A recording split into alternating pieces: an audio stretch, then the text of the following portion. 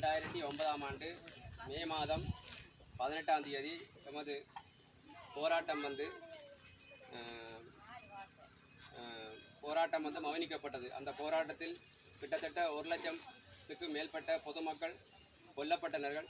அந்த கொல்லப்பட்ட பொதுமக்கள் அந்த வேளையிலே உண்மையிலே அங்கே பொருளாதார தடை விதிக்கப்பட்டது.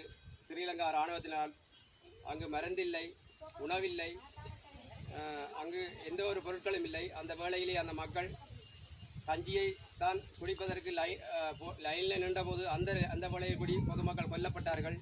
அந்த மக்கள் இதை கஞ்சி குடிச்சு தான் அந்த டைமில் நாங்கள் வாழ்ந்திருக்கிறோம். உண்மையிலே இந்த எங்களோட சந்ததிக்கு, அதாவது எங்களுக்கு பின்னுக்கு வளர்ந்து சந்ததிக்கு நாங்கள் இதை தெரியப்படுத்தணும், இதை அவங்க அறிந்திருக்கணும். நாங்கள் இப்படி ஒரு இனப்படுகொலை எங்களுக்கு நடந்திருக்கு.